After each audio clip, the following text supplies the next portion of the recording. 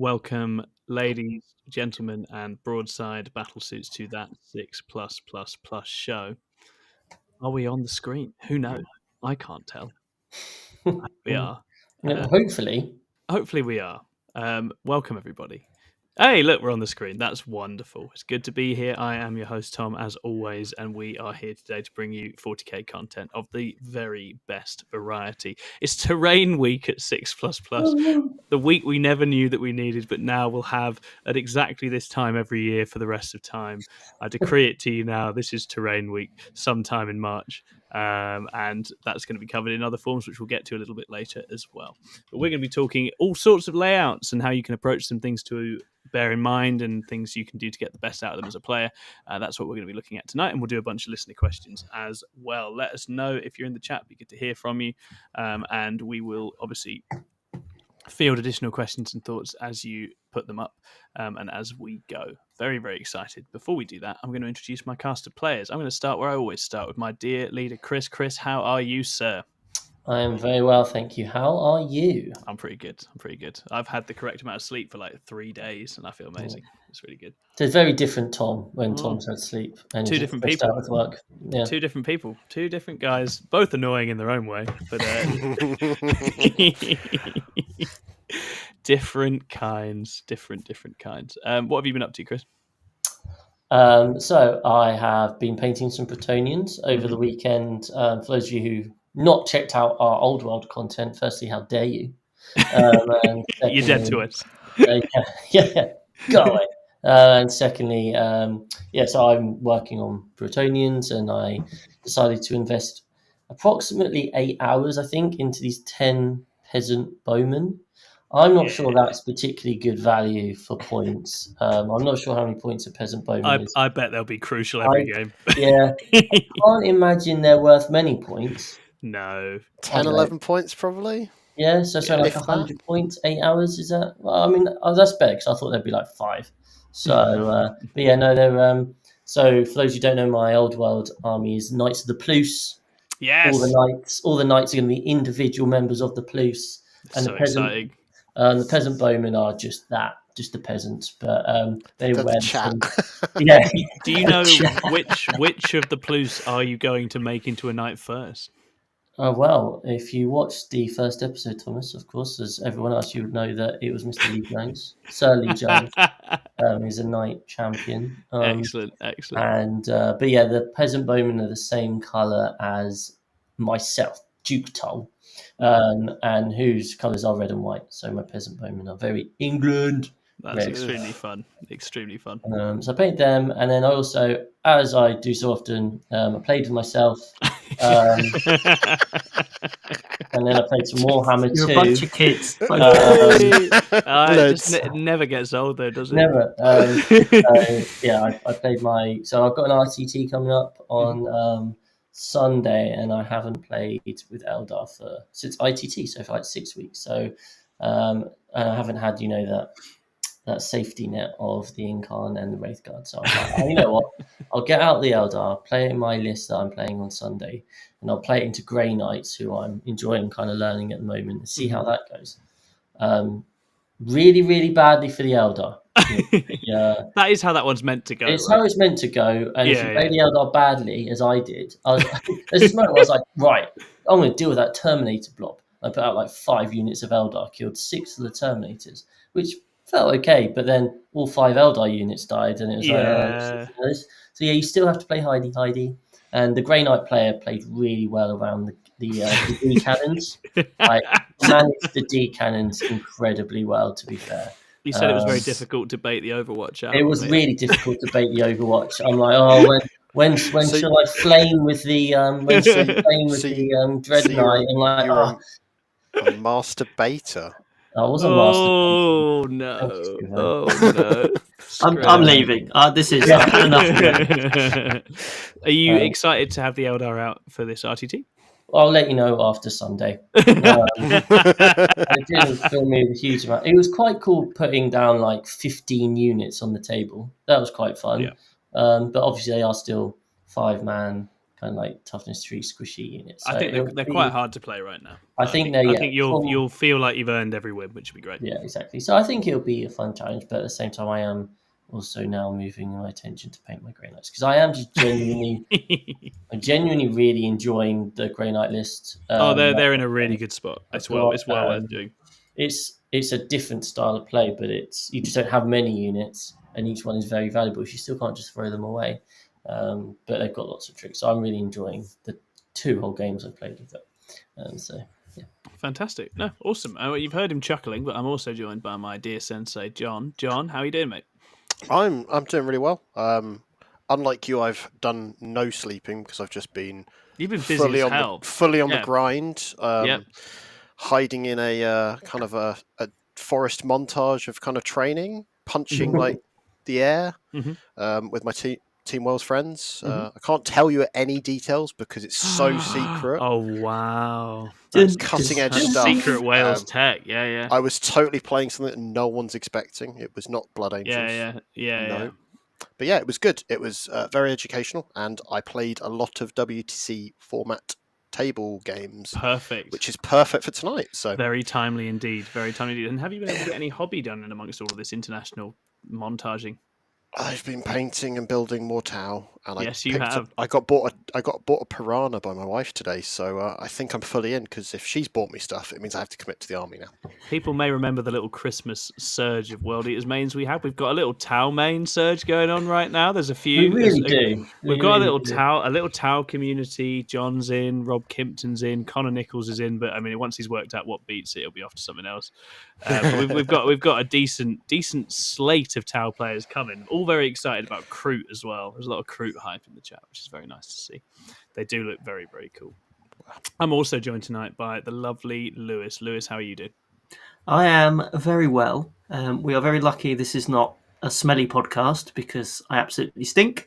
Oh no! I am sweaty as hell because I've spent an afternoon sat on a train not going anywhere. Greater Anglia, good job. As always, the train system in the UK is working well. Oh yeah, everything's going great. Yeah. This is the level of dedication I have to the police. Just spent £100 on a tax-y to get back in time. Oh my God, that's disastrous. Greater Anglia will be paying every penny off. Super chat us and I'll keep all of it, but Lewis will feel better about himself. Yeah, that seems very reasonable. Have you got anything new in your sort of 40k or hobby life, Lewis? Yes, well, I went to an event a couple of weeks ago, Tom, would you believe? Wow. Went to the Peterborough Slam. Took the Tau out, just pre-Codex Tau, obviously, with the carry-on detachment. Very much enjoyed myself. It was very good to get out to an RTT, just a one-dayer. Very nice. And I understand that you have a shout-out from that event. I do have a shout out. Well, actually, I don't know if we shouted him out last week, but the first shout out would be to Jack from the Plus. Yes, indeed. Who won all 3 of his games, got 300 out of 300 points. Yes, he did. And went to win the event. Yes, he did. Well done, Jack. What a hero. And if you listen to the show before he went, he says he's going to win it in the show, which is great. And I just enjoy that. That's happened a couple of times now, and it's just good fun. So very well done, Jack, for slaying everyone before him. How did you get on? Yeah, so I also went 3-0, which was really good. However, I only managed to get 285 points out of 300. I know, poor effort, only averaging 95 points a game, which in this situation was only enough for 3rd place. So I did walk away with a certificate and some cash towards some dire wolves, which I subsequently picked up for my old world army. But yeah, so it's been really good. That means I remain undefeated with the Tau at 10th edition events. 11 wins on the spin. Oh my word! So someone is going to have to beat me with this stupid Storm Surge and Ghost Kill list, but it's just not this day. No, not yet. Very well done. Very well done. But no, I did actually want to shout out a couple of opponents. Actually, all of my opponents were brilliant on at the Peterborough Slam. So, and I had the fortune of playing Michael Boyle in the last round. Who, those of you who know Michael Boyle from Grimdark Garage, he is possibly the sexiest man ever to grace a 40k competitive table, and that is with Scrivo in the room. Wow. I was waiting for that. And he had his Astra Militarum, and he just had an absolutely awful second term where I basically annihilated about 1,000 points in one shooting phase. So good. Yeah. So I think we need to do a rematch on that round. But the main person I wanted to shout out was my round 2 opponent, if I can. Brendan Gold from Dead Red Gaming. If everyone casts their minds back to our ITT summary, I think I played his brother Charles Gold. Yes, they're both very good players. Both incredible players. I said at the time Charles was the best Eldar player I'd ever played, having already played Chris in previous matches. But I do stand by that point, Chris. I do apologise. And Brendan himself was playing his sisters, and again, a really, really incredible player. And actually, what I wanted to shout out was hands up, balls up on my part. We played the wrong mission in that round. Oh no. We played a mission where you can only draw 2 secondaries a turn, and the mission was one of those missions where you could swap it out for a third one. Oh right. Oh wow. And game was dead close. I think basically we both maxed our primaries, and I managed to max my secondary, but Brendan did not manage to max his second. Right. Where the extra cards would have been very helpful. Yeah. Had he been able to get the third card, I basically was able to score all the cards I got and got my max points. Had he been able to get his third card, there was a strong argument to suggest he might well have maxed his secondaries as well, and the game should really have been a draw. We didn't find that out until right at the end of the round when someone came up to us and mentioned that they got screwed over by even having 3 cards, and we both looked at each other and was like, 3 cards? Why did you get 3 cards? And then we looked at the wrong cards. We picked the wrong mission because we're both a bunch of numpties.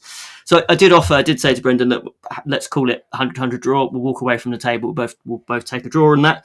But to be honest, he was an absolute gent. He was like, no, we played a mission. We both played it wrong. We played a mission that we thought we were playing. We played it to our best of abilities, and that was the end of the result. So I was like, I think it takes a lot for someone to do that. Yes. Because it's very easy, I think, in that situation to feel kind of hard done by in some respects, because we've both screwed ourselves in some ways. Like he could obviously completely change the game. So for him to actually just hold his hands up and say, no, keep the win, you're more than welcome, I think it highlights absolute gents the Dead Red guys are. Oh, they're wonderful. And Brendan's an incredibly sporting player as well. Yeah. Oh, he is brilliant. Yeah, fantastic. So that's a plus above and beyond shout out for Brendan. Very well done. I think if anyone draws any of those guys from Dead Red in future events, I think when you see their names pop up, I think you'll be sure of a tight, incredible game of 40k. So you'll very much look forward to playing them in the future. So just extend my thanks to Brendan really, and apologise again for ballsing up, and hopefully we can get a game in when we're playing with the right rules next time. I'm sure you will. Awesome. Okay. Right. As for myself, I had a very good time over at the Toys of Mass Destruction Hertfordshire GT. So shout out to those guys. They put on an incredible event. If you are sort of in and around London, Bedfordshire area, get to the Hertfordshire GTs. They're fantastic. They've got their own terrain. We're going to look at that a bit later. But it's an incredible venue. Really nice place. Lots of space, but really nice, good caliber of player, but also not like, I wouldn't. It's not cutthroat. You've got a lot of people playing to a very high standard, but playing it the right way, and it's a really, really nice environment. And I got to the final in that one and lost to Aidan Brocklehurst, who's beaten me before, of Mind Goblins, wonderful player, and he was on the Black Templars gun line, and we had a very, very good tight final. So well done, Aidan. Congratulations on that. And I was able to steal away a third place as compensation, so that was pretty good. Pretty happy with that. Right, let's shout out everyone in the chat, and then we'll do a bit of self-promotion because we're very good at it, possibly the best. So in the chat, we have Existence UK. We have Gordon Chung. Hello, Gordon. We have Simon B. We have Gene Steeler. We have Robert Kimpton. Garrett Family Aquatics saying Lewis is the most handsome man in the Imperium. Yeah, in the Imperium, maybe. And Harley is also in. Bleep Bloop is in. Welcome, everybody. If you are listening and you haven't already shouted out, do give us a shout out. We'd like to hear from you. Let us know what you're doing. Are you hobbying? Are you painting something up? Maybe an orc biker, perhaps, like I'm doing. Anyway, let's do a bit of a Plus roundup, Chris. Take it away. What's new in the Plus land? Cool. So, as always, if you enjoy our content, why not hit that button which says membership? Do it now. Push the somewhere button. around here. You can do it somewhere. I don't know where it is. Find it, push it. Yeah, find it, press the button, and then there are options like behind the scenes content. There is we've got a 3-day early access. So we've spoiler alert, we've just had a team meeting. We've got and we've got a 3-month plan of a whole wide range of very exciting ideas. some of which will probably actually happen. So at least some. At least some. So if you want to get in on that, then become a member and give us your money, and then we will hopefully do wonderful things with that. There is, of course, a link at the bottom in our description to go to Composite Games. Now, I actually want to address this because I received a message recently from someone saying that they've been struggling with Composite Games. They've made an order, and I know a few people who've made orders at Composite Games, and the orders haven't been coming through. Now, obviously, they got in contact with us last year and said, would we want to promote them in return and get this code and get the money? I would never promote kind of something which we felt people were being shortchanged by. So what I did was I went onto their website, and they've actually recently done a blog post on their website, which you can find if you just go on Composite Games on Facebook. That's where they release all their blog posts. They acknowledge that they have been struggling with a wide variety of things. They've just moved to a new place. They're really struggling with getting anything from GW. Like they're not getting anything. They know that doesn't excuse the fact that they haven't been great at responding. They got a bit overwhelmed with customer service and responding to refunds. They have literally this week put a whole new host of new measures in place to try and address those. So they are certainly on the up. I would say that if you're not in a rush to get the things, potentially still order from there. But if you are, and I'm always going to be full of transparency. If you are looking to get something next day delivery, 2-3 days, I wouldn't recommend ordering from there simply because they're not going to have that system got up stuff and to down. sort out. Yeah. So that's, but we like to promote those smaller businesses. They're a small business up north, and they've got a shop, they've got the online version, and they're certainly on the way up as a place. So just wanted to kind of clarify that for you all there, and have that out in the open. But yeah, go over to their Facebook page and check them out, and see what their blog post is about.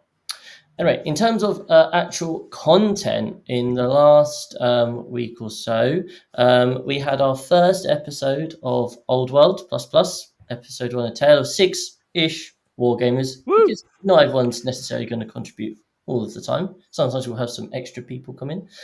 So watch that if you have any interest in Old World or kind of want to see what armies we're going to be collecting and that sort of thing.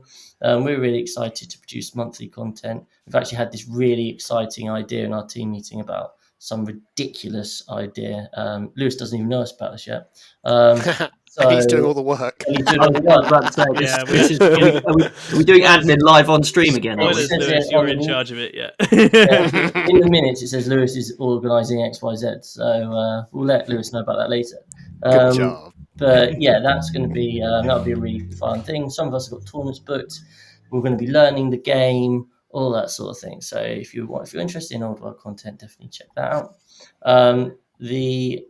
Scrivo and Ed got together to talk about the Tau Codex, which obviously has been kind of leaked. So they've discussed that with Jack and given their kind of first impressions, which was really interesting. So if you want to get TLDR on the new Tau kind of stuff, make sure you check that one out. In terms of live shows, there haven't been any, but we have got Bugwatch upcoming. Funnily enough, talking about terrain. Terrain Week on 6++. Terrain Week, yeah. And Davey's gone for the title Terrain, How to Leave Your Opponent in Ruins. Hey. Well played. It's a little bit catchier than mine. Fair play, Davey. Well, swings and roundabouts. So we've got things coming up. Ed's working on some Old World battle reports. We're going to have weekly cracking the codex still. Jack and I are filming Matchup ++ on Grey Knights tomorrow night. We've got Rock and Stone. Yeah, Rock and Stone has been recorded, Votan fans. It's ready. It'll be out as soon as. Soon. Talking about Votan post data slate, we've got Jake Harding, who got to the final at Beachhead Brawl. James Marsden, who got to the semi-finals at Northampton. So it's quite fun. And I'm sitting at top UKTC for Votan at the moment. So between us, we've ended up with 3 people who actually are quite good at Votan. So it's all working out on Rock and Stone. It's all looking good. And we are talking about Custodes, Necrons, all those bad things, and how you can shoot the shit out of them. So tune in and enjoy it. Very nice. And finally, Tom, you've got a brand new series you started recording. I have. I've had enough sleep and I'm ready. I'm ready to create again. And I am doing a 4-parter on Drukhari, the beloved Drukhari. I got back to the Drukhari a few weeks ago because Sky Splinter looked really exciting. I was not sure how that would go. Turns out actually really well. I've had a great time.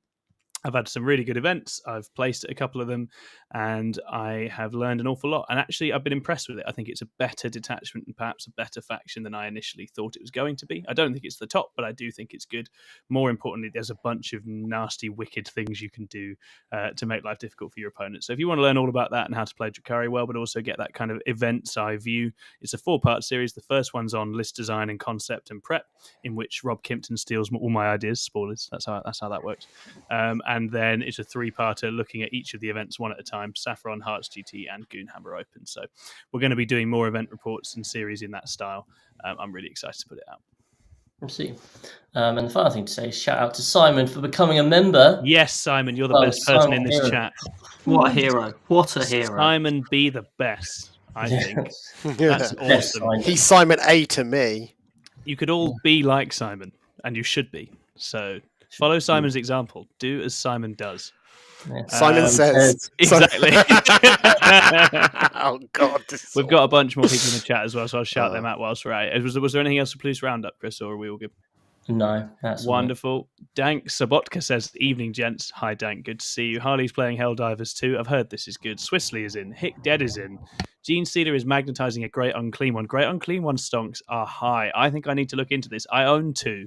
I play them as a joke every now and again. Apparently, they're actually quite good right now.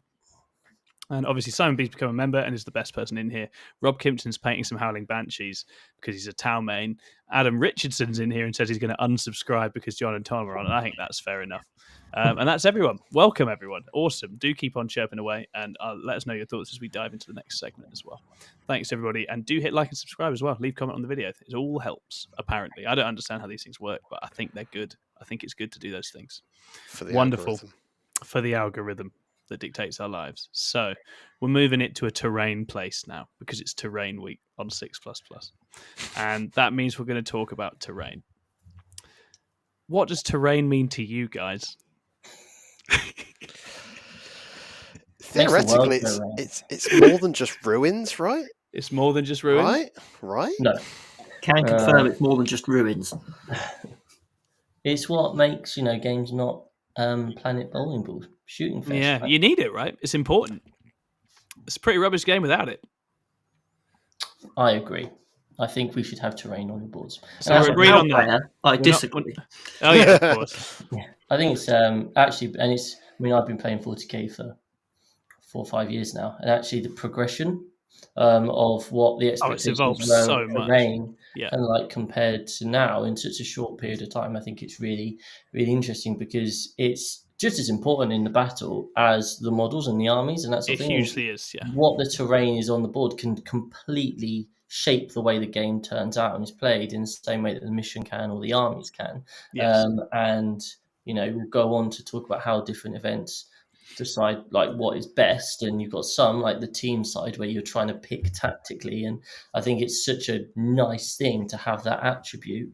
The game of 40k is nothing without good terrain compared to, say, for example, like your Sigmars, where it's just here's one tree and now let's just run at each other. Whereas actually 40k is 40k has got that huge might be mystical dynamic. trees. Yes. Yeah, exactly. Yeah. Sometimes they give you like a leadership debuff or something, Chris. All right. Come on. Is that it? Take or mortal wound. Or like a chip mortal wound on a sick. Like, it's serious business. But yeah, I think that's right. And I think it's learning to play the terrain and also designed for terrain is a big part of actually being good at the game, right? And that's something I only really arrived at probably in the last year or two. The first few times you just shove some stuff that's good, you turn up and you go, oh, I died. Why did I die? What happened there? What happened that meant that I died? And as you say, it's evolved so much because I think the influence of the UKTC circuit is massive, but also I think people's movement towards more standardized, easily afforded kits of terrain has been quite pronounced over the last few years, which means that I think people have got a clearer sense of terrain expectations now than maybe they had a little while ago. But even within that, there's a whole bunch of different like subcategories of terrain, and that affect it in different ways. And it seems to be, whatever way you go with it, some armies and some styles are more happy than others, right? And you're never going to have a style that perfectly balances every single approach, but you're always going to have terrain impacting the possibilities for different armies and creating opportunities for different armies. So understanding what those are, I think, is key to doing well at events. Okay, so what we're going to do today... Oh, Lewis, you want to come in? No, I was just going to say it's probably something that I think a lot of people talk about, and I think it can make or break events in some respects, can't it? Events that don't quite get it right, TOs that don't quite get it right, can come under some serious flack. Yes. It's the main discussion point of pretty much any event. 100%. Like, think about any time you've gone to an event and you've not had a good time, barring the odd player experience, it's because the terrain wasn't good enough. Yes. The terrain let you down. Yeah. Like, when I first got into competitive 40k, it was the infamous LGT with the polystyrene unpainted ruined. And, I was just starting to learn 40k, and the Facebook and the internet was awash with pictures of this, like, shocking thing, and it was the huge talking point. And I've been to lots of events where the feedback has been, it was fine, but the terrain was crap. Yes. And as soon as the terrain is crap, actually you are immediately pissing off 2/3 the 2/3 that didn't bring just a gun line. So it is so important. Yeah, completely. And I think there's always a difference between bad terrain and standardized terrain, right? And I think some players do get this muddled up, but I think if the terrain doesn't give you a chance to function or survive, that's really, really bad. And I think there's also a sort of subplot in the UK, which is that I think some players, and I think a lot of perhaps the more regular players, increasingly are very used to knowing exactly what their terrain is going to be. So they don't always necessarily deal well with or adapt to surprises or unknowns in that. And there's a bit of an expectation in that sense. And you have, with the world of TTS and other things, you have some players who simply just know exactly what they're going to do X, Y, Z on a given set at a given moment. And so I do think events, and particularly smaller events, can come up with interesting alternatives that you won't necessarily fully know. But as you say, there are certain things which are pretty fundamental, and terrain sets need to provide for them to be taken seriously, right? Not getting shot to death in your deployment zone feels like one of those things, for example. Exactly. Sorry, you go, Liz. No, I was going to say, I think that's the sort of thing that I think the majority of TOs, whether they're going for kind of fixed terrain layouts or more themed stuff, I think that message is through loud and clear. I don't hear too many stories of people not being able to deploy their armies anywhere, even in terrain sets that we consider to be relatively light. I think people can still hold their deployment zone without getting shot off the board. I think the questions then come in potentially when you start talking about the mid board and you think about areas to potentially stage up if you've got a combat army or a lot of kind of long sight lines that cut right across the middle of the board and things like that. Yeah. So I think most layouts, wherever you go event wise, you will be able to sit in your deployment zone and be relatively comfortable. It's then what happens when you move out. It's the rest, isn't it? And that's the thing. And there's different opportunities and different kinds of things, which as we go through these examples that we've dug up, we can think about, because whatever an opportunity for one type of player or army is, it's a challenge or a threat for another one, and it's interesting trying to get that balance across different boards. So what we've done, I say what John has done, because whenever something needs doing, it's John that does it, is mock up some lovely maps with some examples of the kinds of terrain you might find out there in the world as you go about your little 40k life trying to go and kill people and be killed back. And so we're going to talk through some of the common types. We're going to talk through some of the ins and outs, some of the thoughts we have, some of the things you want to watch out for or be aware of. And we'll just, and I say, welcome any additional comments from you. And that, I think, should do us for a conversation about terrain. I think that'll be a good time, and then we'll do some listener questions. So, John, what have we got? Where are we starting? Oh, Chris wants me to share my screen. Okay. Oh, how exciting. I sent pictures. The PowerPoint, right? I did them as images, just to confuse things. Right, bear me 2 seconds. They'll be in there somewhere, right? Yeah. I think it's worth whilst Scrivo is getting that up. There's a conversation. Oh, well, it's not that exciting, Lewis. Carry on, Lewis. So no, we're being children again. You carry on. Let's see what the best way to do it. All I was going to say, make a relatively serious point to you bunch of children, that I think it's really important, whatever terrain layout a TO chooses to go with, and for all of this evening, I'm going to come at it from a TO's perspective. You guys can cover off the player experience quite happily, but from a TO's perspective, it's really important to communicate in advance what terrain you're going to be providing for your players in that event pack. Now, I think you can do whatever. I think that we've got examples of events of all shapes and sizes being really successful, people having a great time, regardless of the type of terrain that's being used. So you don't have to go down one particular route, but it's really important that your players know that in advance. Yeah. So communication ends up being the key every time we talk about anything on this show, unfortunately, and it's very much true here. LVO had it where there was one of the board types wasn't on their pack, right? I think a couple of years ago, and everyone went a bit nuts about that. And you can understand it. You can definitely understand it.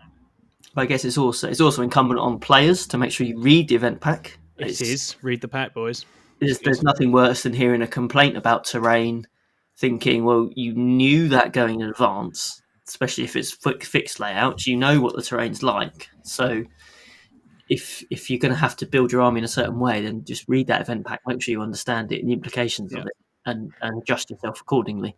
Yeah, or be ready to learn the hard way, basically. Yeah, I'm sure we'll come to it later, but yeah, like actually, as Tom said earlier, the prepping for an event, part of that is reading the meta, and part of it is reading and understanding the terrain, knowing how much you can hide and where things are. So, for example, this RTT I've got coming up on Sunday, I've got D cannons, right? They're 24-inch range. So I know something like UKTC that they hit certain objectives, and I will know where to put those things. This is a different terrain pack because I've not prepared. I haven't actually worked out, but it might well be I get to the table and my D cannons from where I want to put them in the ruins won't actually hit full objectives, which is what happened when I had this test game. And then people can suddenly play around them a lot easier. So that's massive for staging of where your shooting is, where your melee is, and that's something we'll look at on these maps, right? Thinking about where does X go, what are the opportunities, and what are the projection of threats from there. D cannons are a great example of a super terrain dependent piece of tech for Eldar. Although they're incredibly powerful, you need to have those nice little nooks you can put them in that are relevant to the game, right? If they're not going to threaten the objectives from safety, they're not going to do their job.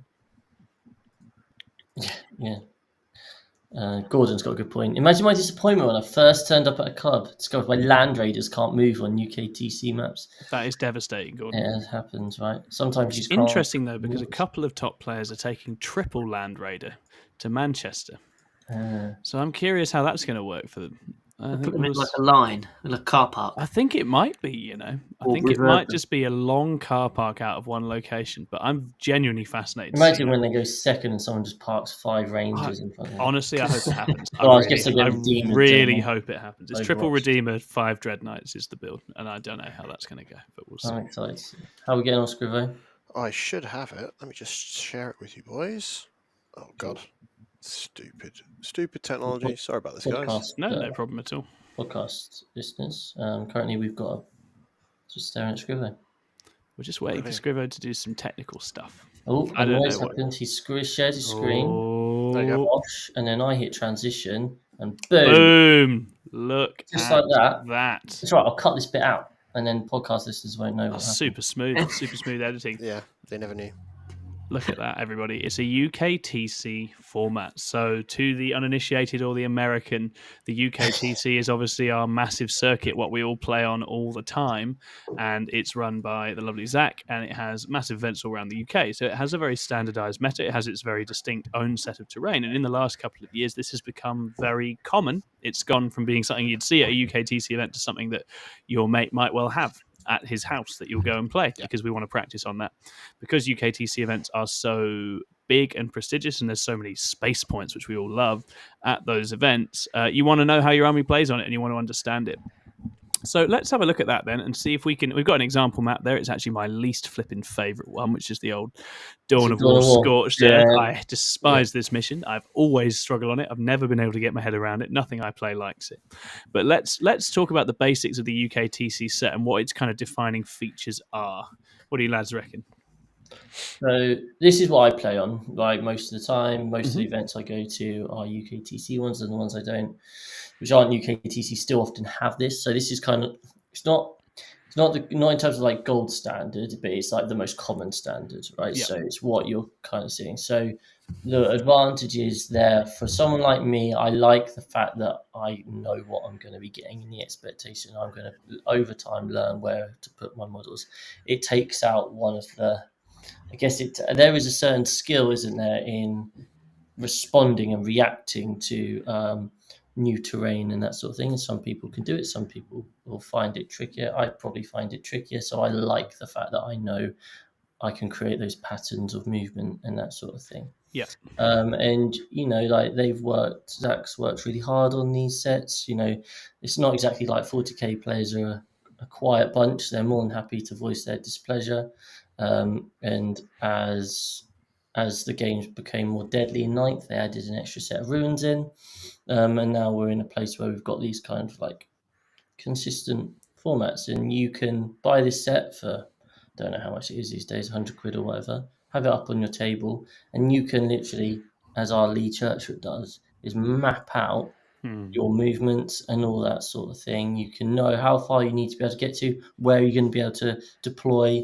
You can have that set, and it's so easy to be incredibly well prepared for an event and know what you're going to do with your army in that kind of like that first and second turn. For me, someone like me, so when I used to play chess, my favorite part of chess was learning all sort of openings, like the first 5, 6, 7 moves. I really enjoyed that, and you can absolutely do that on the UKTC. You can work out how I'm going to get to these spaces and that sort of thing. So yeah, I think there has a bit of a reputation as a bit of a shooting gallery to an extent, in as much as if you look at that example map, there are a huge amount of spaces. There's a lot of open space on a UKTC board. That's there's a lot of open spaces. But having said that, just don't stand yourself out in the open. Then it's not actually as big a deal. And quite often the angles are quite cleverly cut off from. There are certain angles which blitz across the whole board, but again, if you're standing in those places, you're doing something wrong tactically anyway. All right.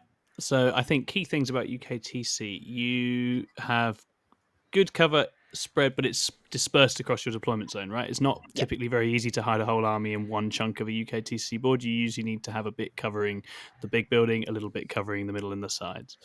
Those little boxes are a dream for hiding vehicles and small things in, and staging vehicles love UKTC. Rhinos love it. Venoms love it. Anything that's small and can boop into one of those little boxes, you'll notice the position, especially those boxes in the middle, give you tremendous threat reach out around the rest of the board if you're quick and you're disembarking from something in there. So the center is quite happy hunting for staging armies, melee armies, Custodes or CSM. Old Drakari used to love it. But the edges, if you're quick and you have good guns, present very, very good opportunities very quickly if you start working the sides and pushing to get angles. So I think that's what's nice about it. There's opportunities for combat armies and there's opportunities for shooting armies. I don't think crossing the open space is very easy unless you are quite quick. I think quick armies typically do better on UKTC. I don't think it offers enough consistent protection over objectives for durability armies to consistently thrive unless they're really jacked, like stuff at the moment, like a Necrons or a Custodes. I think typically you are going to struggle to fully lock down and hold primary on these boards unless you are very, very durable. I think that in the main we tend to see that at the top of the UKTC. It is stuff that can remove other stuff, or stuff that is simply so durable nothing can remove it, that tends to get to the top of the UKTC. What do you boys think? Anything else? Yeah, I was going to say from a TO's perspective, and I think actually this applies to any number of the kind of the fixed terrain layouts like this, where typically, for anyone that doesn't know, the terrain when it's laid out on the board, when it's set up, it's usually just kind of piled up in the middle, isn't it? And at the start of each round, the players will choose the map or look at the map that's been chosen for that round, and they'll set the terrain up on each board for them. Now, from a TO's perspective, that's a dream, because it's really good. Actually, when you're coming to setting your event up, if you've got to put 50 of these boards out, or in Zach's case, 500 of these boards out, you can literally take everything out of the box, put it in the middle of the table, and the players sort it out for you effectively. So it takes hours and hours and hours off your setup and teardown time at the beginning and end of an event. I don't know whether, Scrivo, you've got photos of themed terrain in here, but when you come to have to manually set up all the terrain, it can take a very, very long time. So this is an absolute dream. And it actually means when you come into clearing up and things like that as well, you can, any volunteers you've got giving you a hand, or members of staff you've got giving you a hand, you can pack the terrain away really quickly. It all fits together very well. These sets just kind of all scooch together and fit back in a very small box relatively comfortably. So your storage costs are lower, your transport costs are lower, everything kind of all comes together and creates an event that's very straightforward to set up. I think this terrain set highlights a slight shortcoming in the terrain rules of 10th edition. Yep, I'd agree with that. There is one format of the actual type of terrain that is utilised, and it's just ruins. Yep. A lot of terrain packs don't tend to deviate too far from that. Yep. It obviously works, but it doesn't. Of course, then in Ninth there was also dense, right, as a concern in the middle, which doesn't exist now. And things like containers, things that you can't travel through. So all of this terrain, infantry and beasts can get through. So that then fast-moving infantry.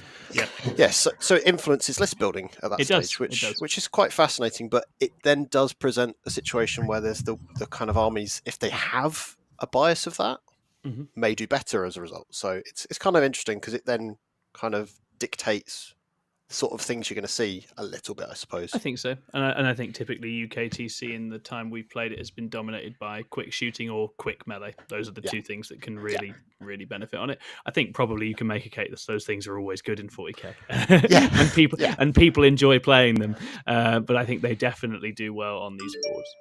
I think it's definitely a challenge. As I say, you'll notice it's just those mid boards. It's actually holding from safety. The mid board is not an easy thing in UKTC. And often what you'll see in top level games is there's much more of a luring out of each other with very unimportant assets or lone ops or very cheap little 5-mans, a lot of back and forth as everyone waits before they bring the hammer down. Or you'll get someone going for a very committed push up one side to break through. But I don't think that's easy to do with a lot of stuff on these boards, because it's quite hard to stash everything in those L's. Yeah, it massively favours models that have out of phase movement. Yes. So if you take Eldar, an obvious example, but take Gene Stealers in the Invasion Fleet Detachment, which I'm sure David will touch on. But you have a stratagem there where you can move after combat. Yeah. So if you plonk into that little box in the middle, something tries to take that middle objective, you charge it through the ruin, you kill it, and then you move back behind the little box. You've locked down that whole middle. Your opponent cannot take that middle objective without having to take 10 Gene Stealers and the Broodlord to the face. Which Drakari players pay attention, because we can do this now as well. And this is absolutely how Drakari survive on UKTC. You park Venoms and you jump out, stab, jump back. Yeah, 100%. And then you've got a relatively safe objective on your kind of left-hand side that you can grab from behind that L, as long as you can keep your opponent pushed off the other side. And you're holding 2 primary at that point, aren't you? So you've probably got somewhere near 40 points in your primary in the bag, and then you're playing a game of secondaries after that point, aren't you? Yeah, absolutely. And this is one of the reasons also artillery builds have done well on UKTC in recent times, because if they put you under a sort of time pressure, this is not an easy board to get up with the whole army when you're on time pressure. You're just going to get opened up by other stuff. So that's one of the reasons that indirect lists have thrived in the early sort of months of 10th edition. So in the main, what I like about it is it provokes that kind of counter swirl that I think good standardized terrain does, where you there's opportunities for both armies that drag them in and around and into combat with each other, and one army's kind of encouraged to stage on one side, the other's kind of encouraged on the other, which in turn kind of provokes that nice kind of clockwise kind of battle.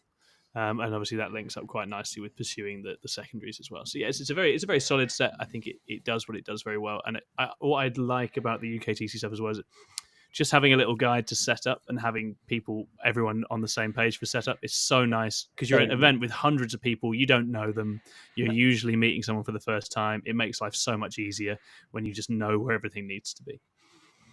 And by the end of 9th, I could just throw down Data Scry Salvage without even measuring. I hated that. That's my favorite. I think it's my favorite mission there's ever been, because I've done a number on so many people on that mission. It's so good.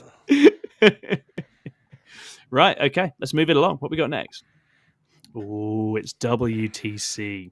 For the uninitiated, I think the Americans know, the WTC is the World Team Championships. This is international Warhammer. This is the very serious stuff that happens in the summer with all those important people that you know from those podcasts that you like.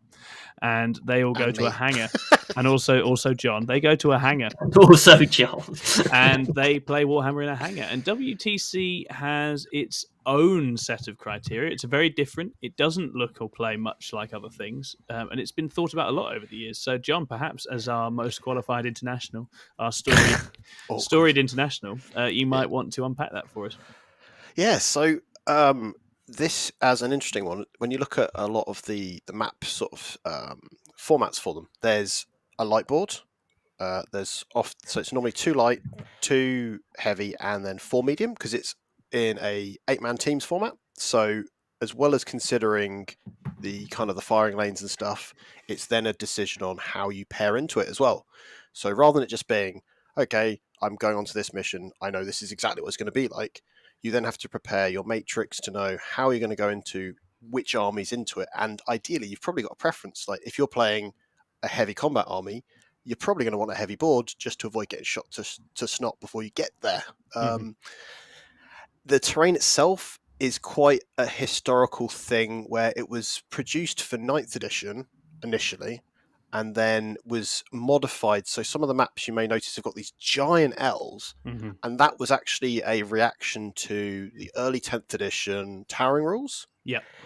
So it became quite dense boards, yes, but they still have the similar sort of problem that the UKTC boards have, where they've got really long firing lanes if you get the right angles, but they're just very different angles. Yeah, I don't think there's anything like as many, actually. No. I really don't feel like there is. And one of the other things WTC does nicely, and you'll look at those buildings around the edges, it's very easy to screen out and stop nasty shooting coming in off the edges through Deep Strike and other things on these boards, because you can push up in ways where you're nestled in on those nice little nooks down the flanks, if you have a look, and you can have something there that's going to stop an enemy unit just being able to drop in and get you, which is something that with UKTC it's very hard to deal with reserves coming in a lot of the time, because you really are exposed on those edges by comparison to this. And they have something quite different to UKTC, that there is 4 containers used in all the missions, which doesn't seem much, but when you suddenly have these sort of 4 or 5 inch long things that infantry can't go through, it then presents a challenge for infantry just not being able to go exactly where they want. Like on, I think it's the medium board, it's completely blocking the edge of the board. So like you said, if something's coming in from strat reserves, they have to really plan where they're coming, because if they have to go one side of it to be in cover, they have to be right up against it. And that then means they have to come out, and it takes time. So it's kind of good, I think, in that respect. So. And I think one of the killer things that took a bit of getting used to for me with WTC is that your home objective is actually not that safe. That is something where you can push and you can get safe in the middle, but if your opponent's doing the same on their side, they can suddenly start doing a number on your home field in a way that doesn't tend to happen in UKTC. UKTC, the middle's quite vulnerable, but the actual home field is usually pretty, firmly ensconced. You can definitely get some nice speeds down to the back objectives on WTC, which is a bit alarming. I think the WTC sets as well, they go a little way. I don't think they've solved it in my own head anyway, but they go a little way to kind of being slightly less formulaic. Yes. In a good, like the UKTC stuff, I think you can look at being able to plan your first few turns as a positive, definitely, because you can plan out and it gives the best players lots of options to think about what they want to do and where they want to go and how it's all going to work. But by the time you've played on the same set 5 times over the course of a weekend, there's something in me that gets a little bit board, and I think actually I know the WTC format is with teams and you're going to change up your terrain sets all the time, but I think that does add a little bit more variety. And then I completely agree. You add in a different type of terrain, so you add in those crates which infantry can't move through. I think it's just not quite as bland at that point. It's not all the same thing all the time.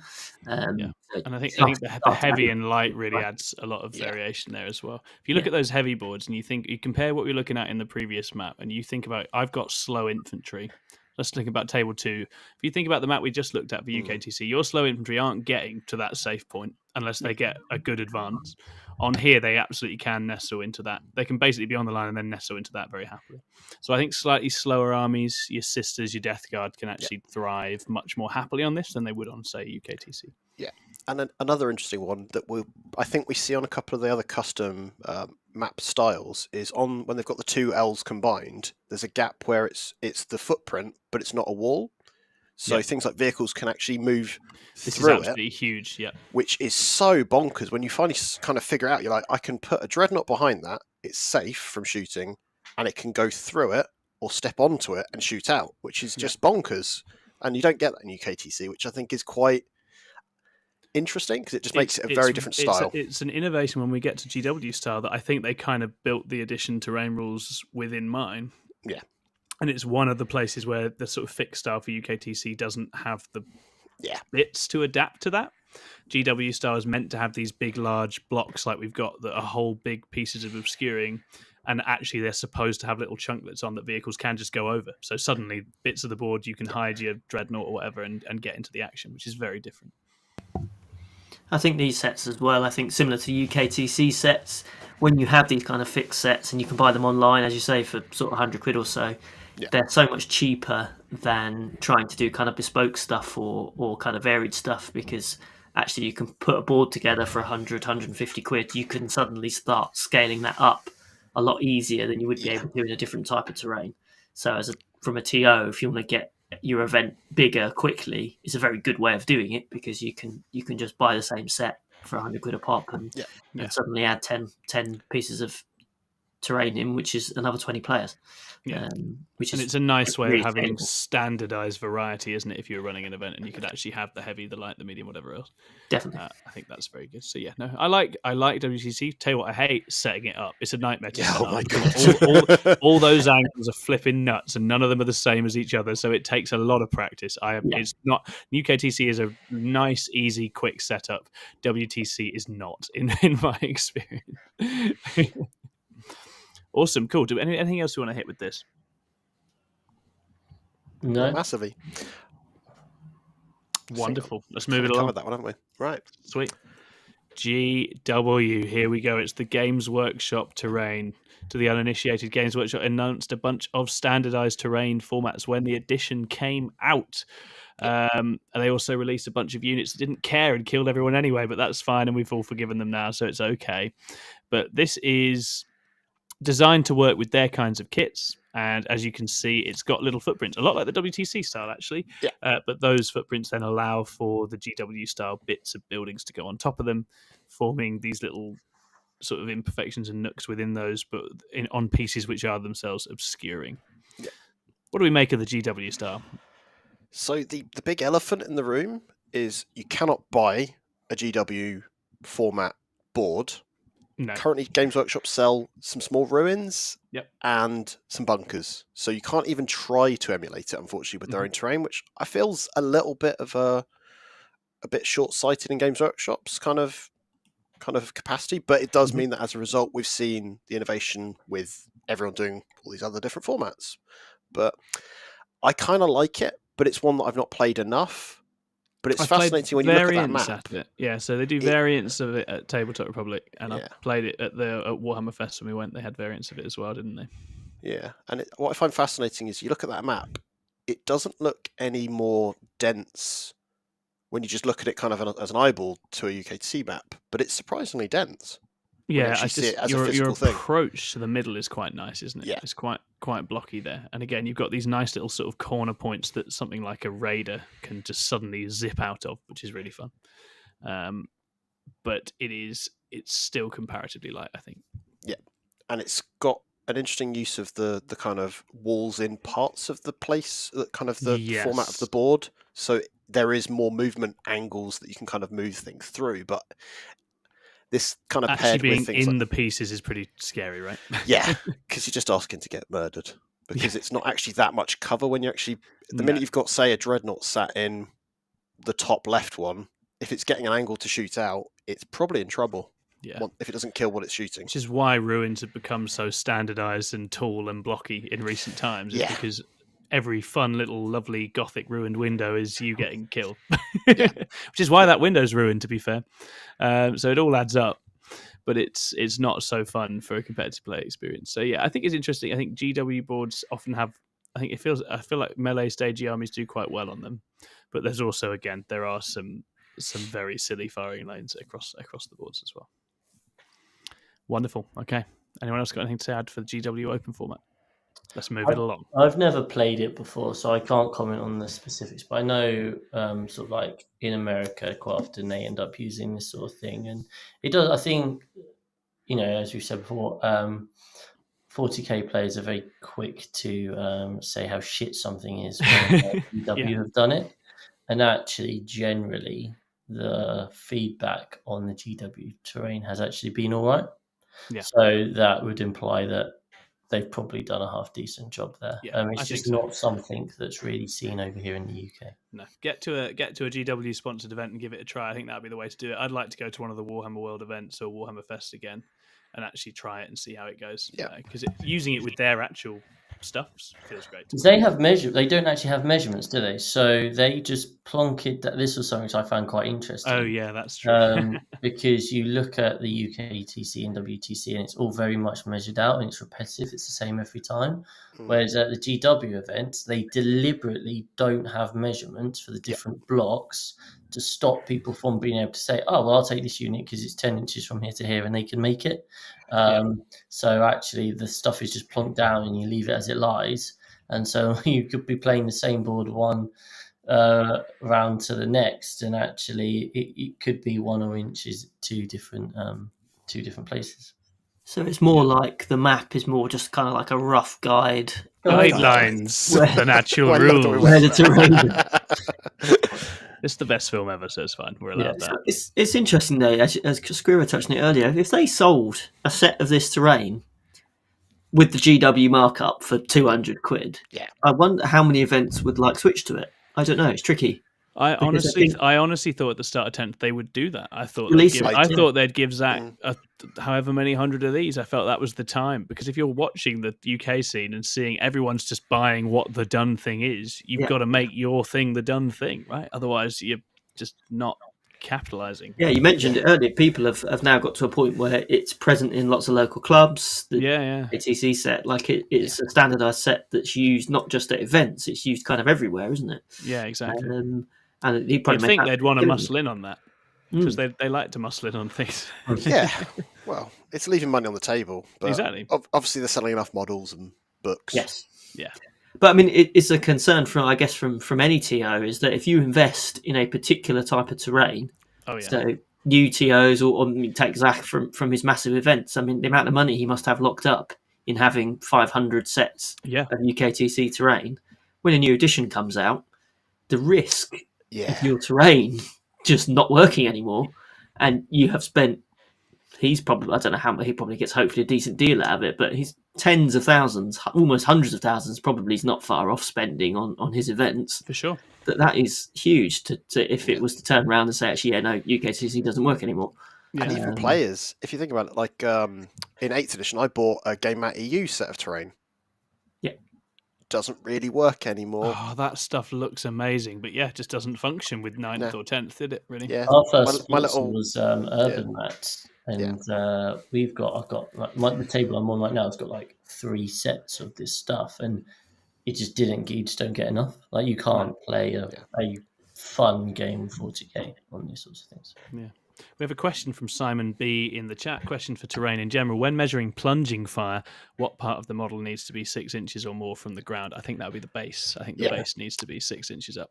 Otherwise, just tall shit would just always have it, which would be great fun. Wraith Knight, bitches. Yeah. Another point of AP for the Wraith Knight, please. It needs the help. Yeah, absolutely. So it's bases. So obviously, typically, it's going to be decent shooting infantry nestling up in a top floor somewhere. Yeah. I've had someone do nasty things to me with Scourge because Dark Lances going to AP4 is horrible. But make sure they've got somewhere to shoot and scoot back to, though, or you're wasting your time. Probably good for Shadow Spectres, actually. Okay, right. Let's move it along. Here we go. I'm going to shout out Hertfordshire GT because they were running their own pack. They had customized. And if you have a look here, you will notice that the entirety of the UKTC board is here. And they've added more stuff. And what you've got is some little clusters of crates over those middle objectives to give you a different challenge. So the crates obviously are non-breachable. You can't just run through them. They play their crate stacks as obscuring, so they're still providing decent cover shooting directly over.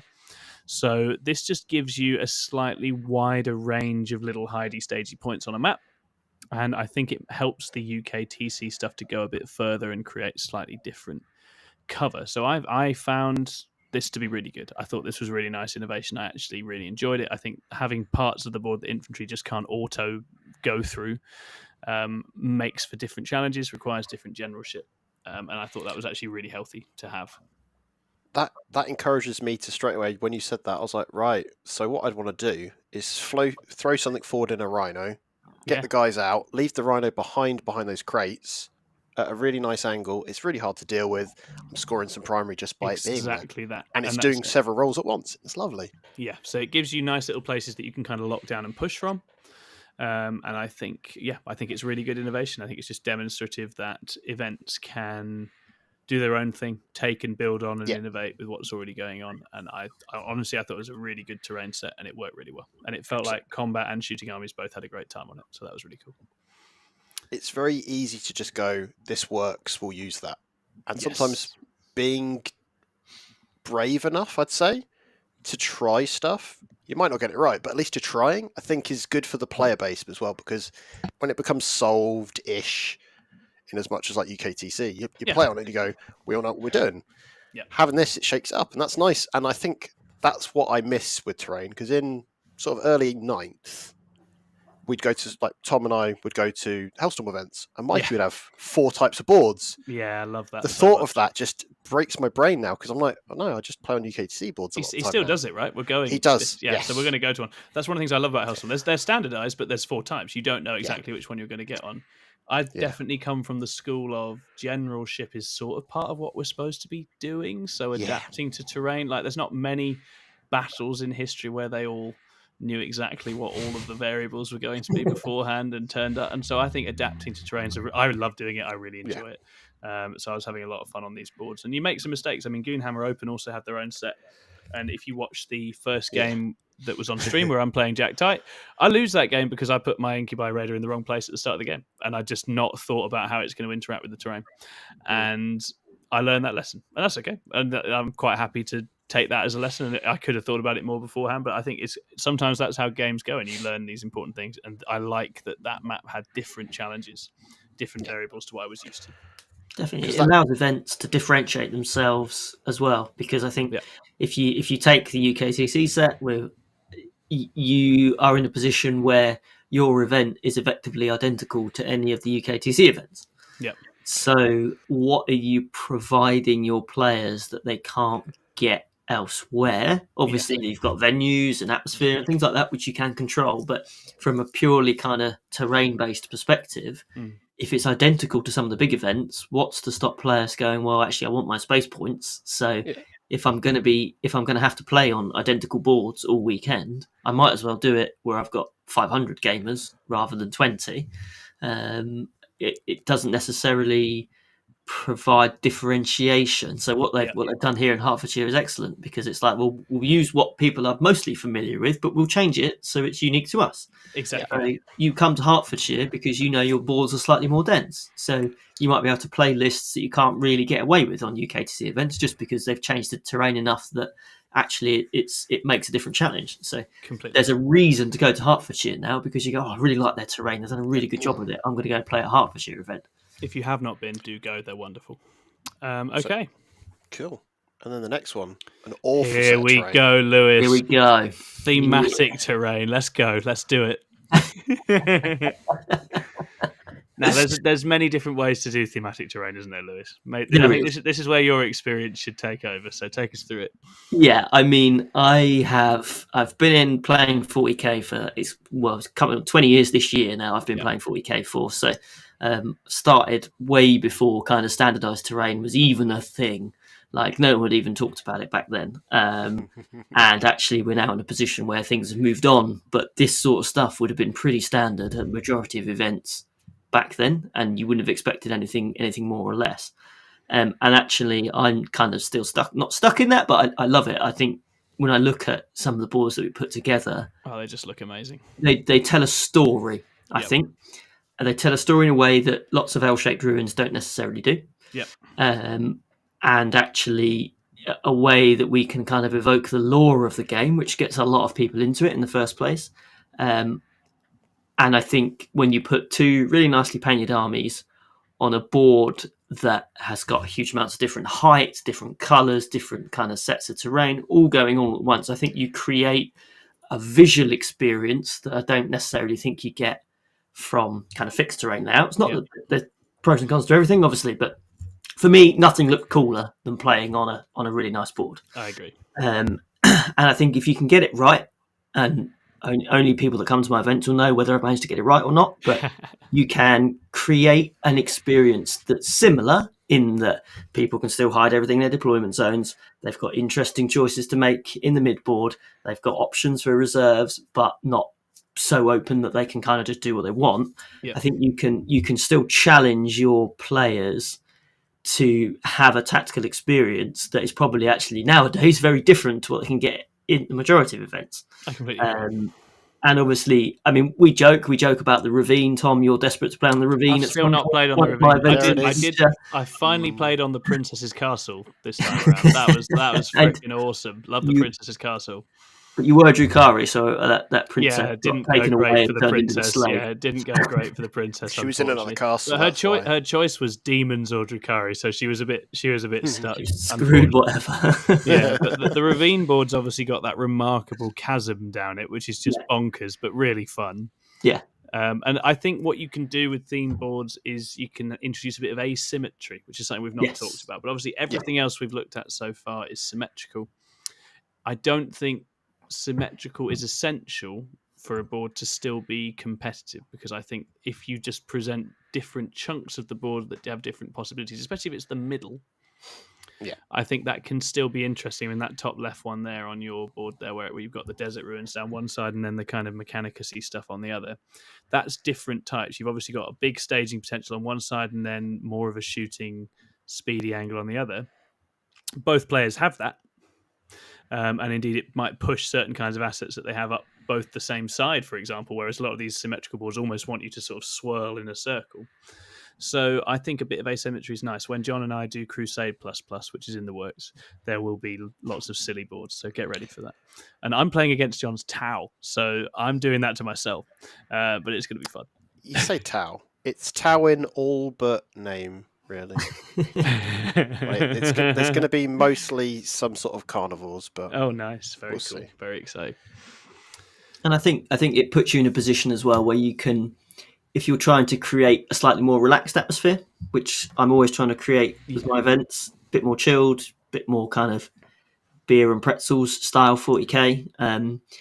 You can do it because actually I think players go in not with an excuse that the terrain would affect the result, but actually they can sort of have a bit more of a laugh with it because it's clearly not as serious as perfectly symmetrical boards where everything's all measured out to the inch and things like that. It's clearly there to make you think a little bit differently and to play the game a little bit differently. So it does, I think, help to push us towards an atmosphere where everyone's actually just having a bit of a laugh rather than taking it really, really seriously.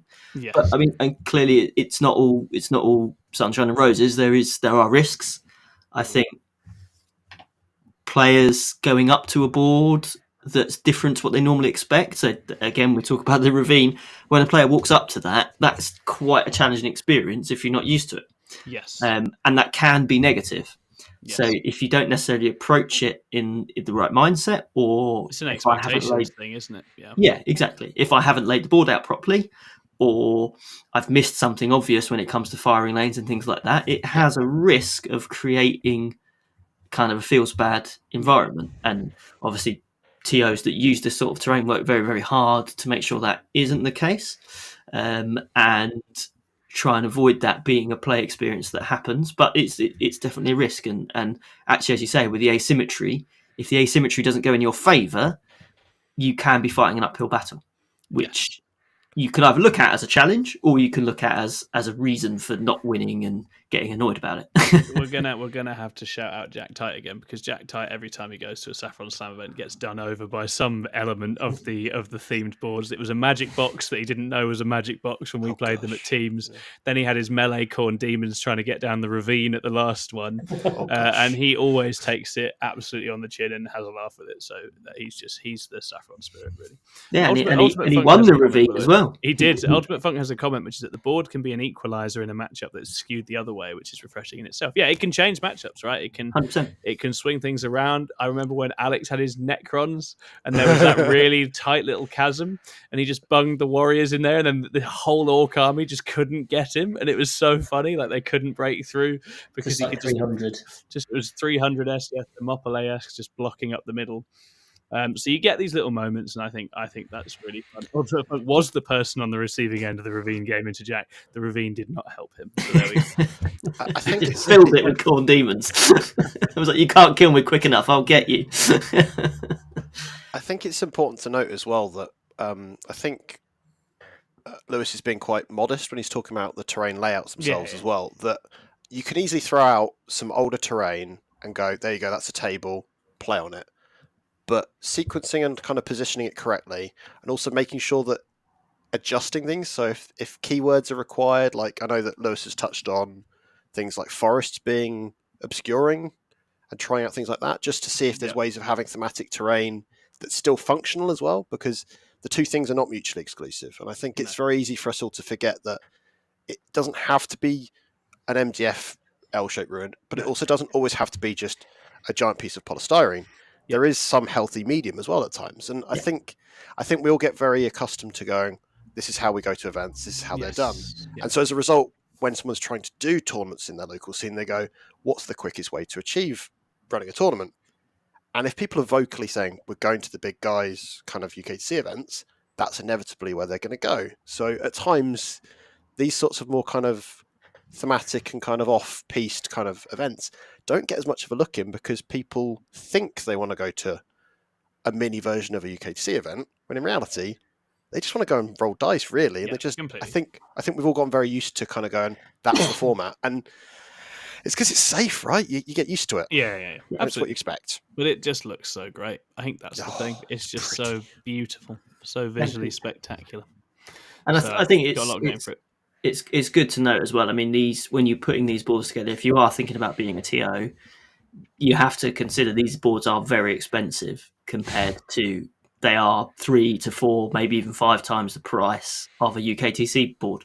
So that is a genuine consideration. If you're trying to run an event like this, you've got to be prepared to, if you're going to want to have it at any kind of decent size, there's a huge amount of investment goes into that. And obviously these boards are much more vulnerable to being damaged, being dropped, being knocked about. They're harder to store. So there's huge amounts of consideration that go into putting boards like this together, because you just need a lot more space, you need a lot more time, you need a lot more expense to do it. So they are a lot more difficult to get right, because as you say, if you just chuck some stuff out from your collection, you'll realise very, very quickly when everyone's just getting annihilated off their deployment zones in turn one, that it's not creating a very good experience for anybody. No, for sure. So there are things to think on it as well, with, I think, looking at the terrain rules, the rules in the 10th edition rule book for kind of basic terrain, they're rules for woods and hills and stuff like that. If I'm being frank, they're utter shite. They don't really work. So we just desperately need more variety, don't we? I think. And I mean, anyone that's been to my events will know I've got a whole webpage dedicated now to how my terrain works. It has use the rules for woods up until this point when you go, actually, no, they are obscuring, and actually if you're in them, you get stealth. Yeah. So simple. Suddenly, they kind of like behave like old dents, but with obscuring in there. So I can have a forested board that looks like you're playing in the middle of a jungle, but actually you still can't see across it because big lumps of trees that you can freely move into, all your vehicles can move into and all that, but you can't see through them. And then once you're in them, you're getting defensive boosts as well. And obviously your opponent's getting the same on their side.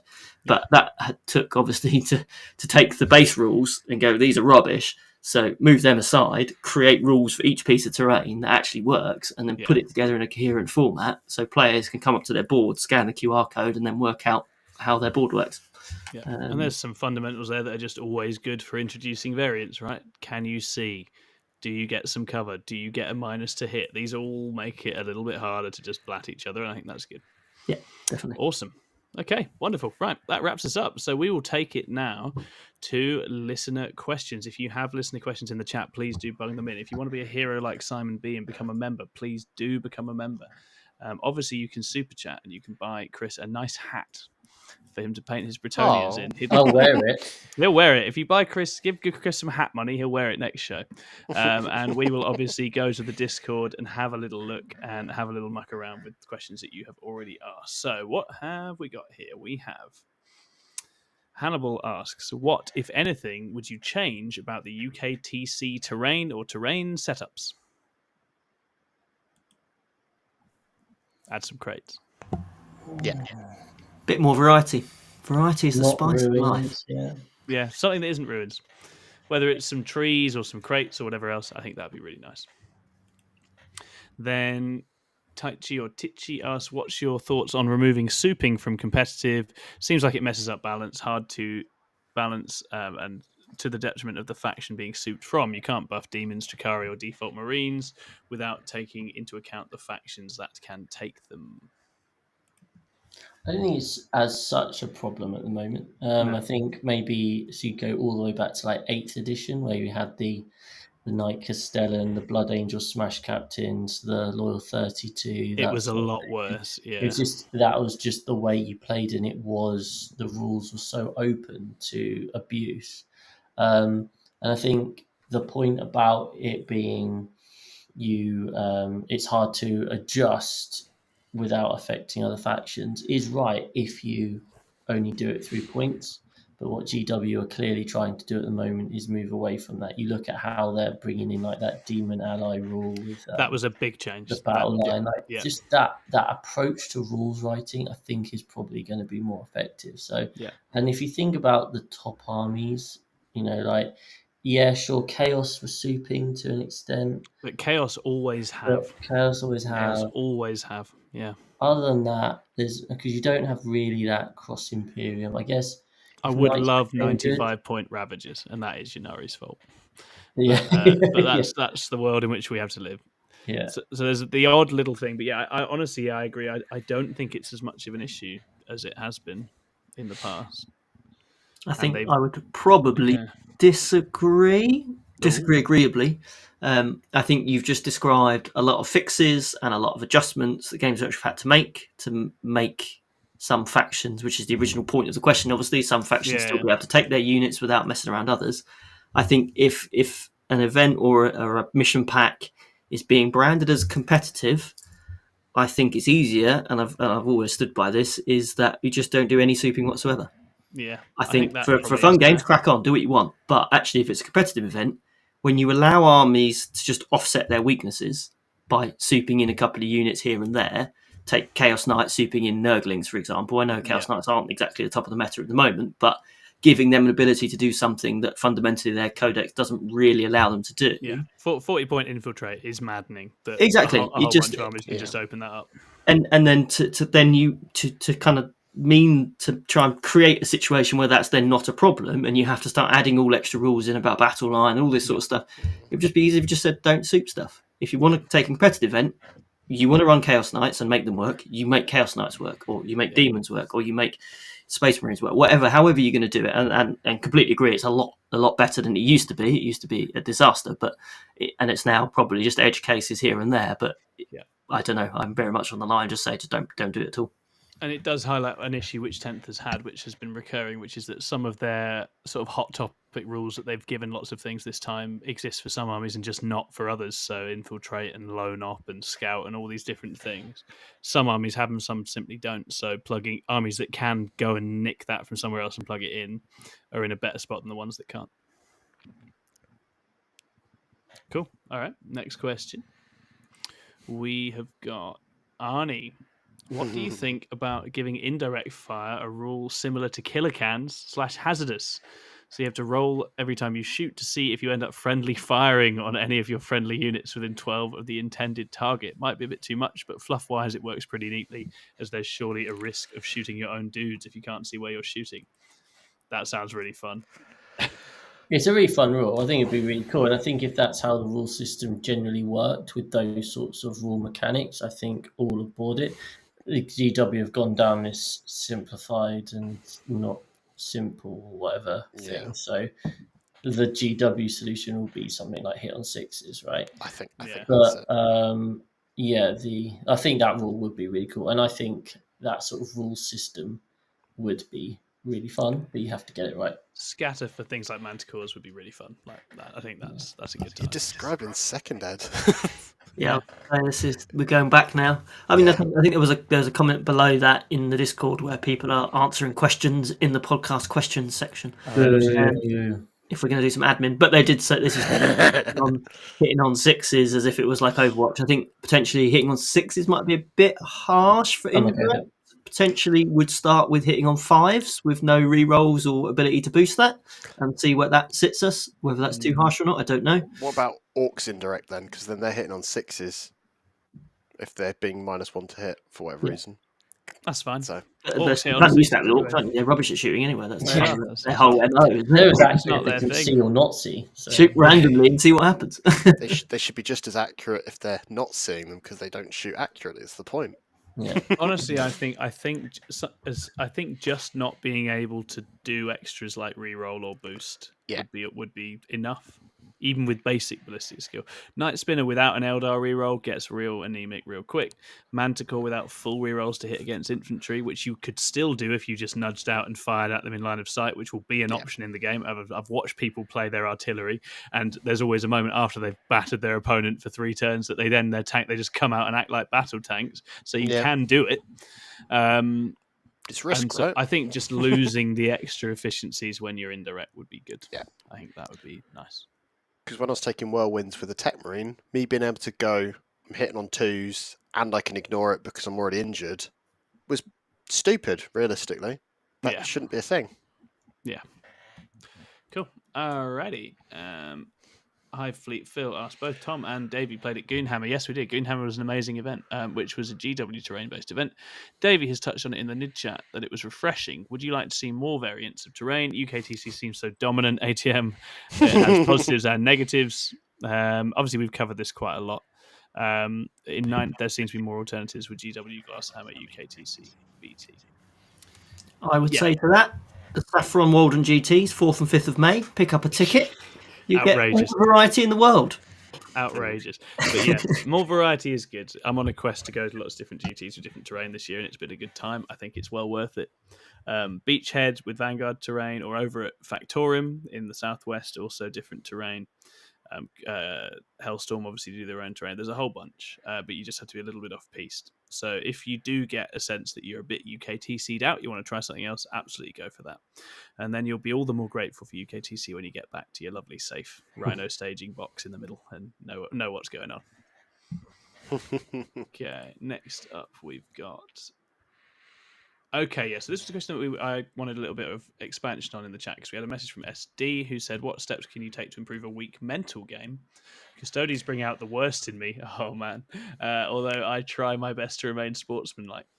And he is talking about having an issue with tilting or then making plays or committing to the game from a low mood perspective and experiencing the game as a bit of a roller coaster ride of I'm fucked into, okay, now I'm going to get you. Which then pokes him up. And then basically a lot of mood swings within the game, which he's identified, I think, quite rightly as feeling is a bit unfair to his opponent. So what tips do we have for dealing with that kind of up and down in-game experience?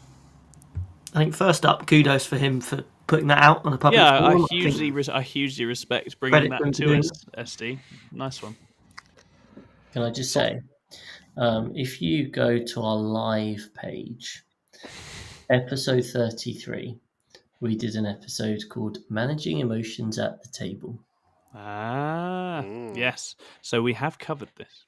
We have covered this before. Just wanted to put out, because obviously that would be a whole episode, 1 hour, 36 minutes and 21 seconds, in which we, who's on the show? I wonder. It is Paul James, me, Tom Lohman, and Aaron. The famously emotional Paul James and Aaron. Yeah. If I remember correctly, we spoke a lot about kind of like tilting and like how to deal with that sort of thing. So that is a longer episode 33. Check it out if you are interested in an in-depth version of that topic. Yeah, on the Custodes standpoint, this is something I also have, because I find the Custodes matchup frustrating, and I always have. But I think to get enjoyment from it and also to make your peace with it, you have to try and see it from the perspective of the Custodes player and see what the limitations for them are. They're slow, golden dudes. Every guy they lose is immensely valuable. They struggle a lot with the scoring of the secondaries and getting about the board. And so there's a bunch of frustrations from the Custodes players' side as well. And they are as much of a victim of the kind of saves or not saves kind of lifestyle as you are. And it can go just as wrong the other way around. And every moment you're dreading those 4-ups coming up, they're dreading the 1s, 2s, and 3s coming up. And so I think in general, that's a good way of dealing with getting stressed in games, full stop. Is just try and see it from the perspective of the other player as well, and be aware there's another person in the game with you, and that this is an interaction between two armies, and the outcome or the success in your case shouldn't be the thing that your kind of happiness is riding on. You've got to be able to see and appreciate a matchup from both sides and in totality. And actually, you get a lot better at the game a lot quicker once you start seeing the game in those ways. But it's awesome that you want to work on it, and I strongly encourage you to, because I think if that's something you struggle with, working on it is really important, because if you can work on it, you'll be happier. And if you're having more fun playing your games, you'll get to play a wider range of people as well and enjoy yourself more. So I think it's a really positive cycle to be building on that. Yeah, and the fact you've mentioned it clearly suggests that you've picked that up, you've noticed that in yourself, you've recognised it, and I guess it's taking some time when you recognise you getting into that position at the tabletop to stick the clock on yourself, go and take a bit of a wander, get some fresh air, take a few breaths, and go back to it, hopefully with a more positive mindset. I think recognising it is the hardest part. Once you've done that, it's a case of actually just how do you kind of settle yourself for the rest of the game. And how do you help try and make sure your opponent has the best game they can possibly get out of you, exactly. Win or lose? And it's not going to stop kind of those feelings happening, but at least if you can mitigate the effect on your opponent, you'll then take away some of the guilt that you might not be as positive a player to play against as perhaps you want to be. Yeah, absolutely. I'd say so it's about so for two things for me. It's firstly, we've all been there, first turn, second turn, something goes wrong with the dice or whatever, and you feel like that's the game over, and actually it wasn't remotely the game over. And it's really hard to do, but just practicing not focusing on those individual roles, those individual events, that charge roll, because so often, it went shit, but then it's gone shit for your opponent as well, or something happened like that. Those individual moments very rarely make the entire game. Like there's so many more things to happen in that game that it's trying to be able to take a step away and being like, okay, well, let's not react in that moment. And then the other thing for me, I guess, is just kind of like managing your expectations. What are you trying to get out of it? I was actually talking to a friend recently who was saying their son. So I'm a teacher, and her son they'd had a house day, and her son was a bit fed up because his house sucked. They were rubbish at doing everything, and they were always losing all the time. And so this boy, who was quite good, was getting quite frustrated because his expectation or his desire was all about winning. That was how he was getting value out of the event, was to get the win. And therefore, his enjoyment was based purely on was he winning or losing. Yeah, it's outcome oriented. Yeah, so what we spoke about was like, well, maybe you could suggest, be like, well, if he changes his perception and goes, well, actually, all I want to do is try and make sure I help out these people and that they have a good time. And then all of a sudden, it's, you're changing your expectations, and maybe then you're getting your success from that So it's potentially when you're going to the tabletop, it's so easy, isn't it, to be like, the only important thing here is that I win the game.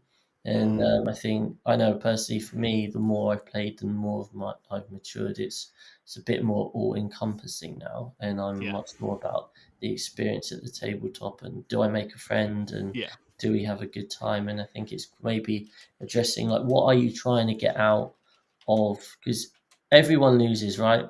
So it's it's about trying to get things out of any situation, and maybe adjusting what you're looking for. Absolutely. But yeah, awesome. Like I say, again, I can't commend you enough for being willing to flag that up and take that and try and work on it, because I think so many people don't. And that's, it's just so well on you. Right, okay, let's move it along. So we have Hannibal asks, what do you guys think of the new BCP app? It's very generous, is what I think. Very generous thing to call it. Unfortunately, it's a web page. It's a portal to a web page. It feels like we've been abandoned. It just feels like they've packed it up and given up, is what it feels like. Well, I was looking for my event on Sunday, and I was like, I wonder what factions my opponents are taking. Just, that maybe that'll help me have an idea of the direction. Do I want these fire dragons or not? Is there going to be armies there that are going to have I can't see it anymore. It literally just says the name of the team. It's really confusing because they bought out an Australian developer, Diffie, who had done a lot of web-based stuff. Their app hasn't changed since they recruited him. He then redid the whole web side of things, and now the app has kind of just gone to be a portal to that, rather than actually making an all-encompassing app. Way of doing it. It feels like they haven't got someone doing the app side of things to do what the web stuff does. Because if you're using it in a browser, it's brilliant, but it doesn't work on a phone, and it's just such a shame because. And then you click view list, and then you have to go and sign in again. And it logs you in because it's in a browser window. It's very odd, isn't it? It's a funny time to decide to deconstruct BCP, because you could actually make the case that in this edition, BCP is a more interesting app to spend time on than Battlescribe is, because army design is so fucking boring that it's actually more interesting going and looking at other events and lists around the world than it is playing with your own. So it's a very sad time for BCP to cease to exist as a functioning thing, really. So I don't love it, not least because I've got an old rubbish phone and it struggles to handle this new through to website thing. Maybe there'll be an improvement in the future. I guess we'll see. It just forces me to look at competitive innovations on Goonhammer for good lists. That's exactly where you should go, because that's where all the best ideas are. All the best ideas are on comp innovations. I think what's also happened as well, what you might not be aware of, person asking that question, is that not only have they changed the player app, they have completely disbanded the TO app. So now, previously, your TO was able to get his phone out, edit your scores, do all this sort of stuff. Anything went wrong, the TO app would override the player app and just allow you to run an event in a really smooth and helpful way. Now, obviously, we still have access to the web browser, and that app, it does work fine.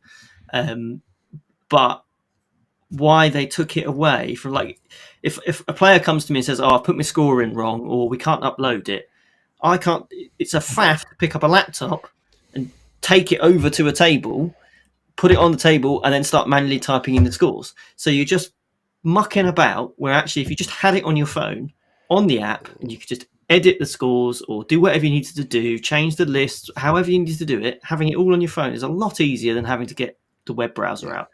And I just, as you say, Tom, they're at a point where they had market dominance. Yeah, they did. Because they were the app that worked.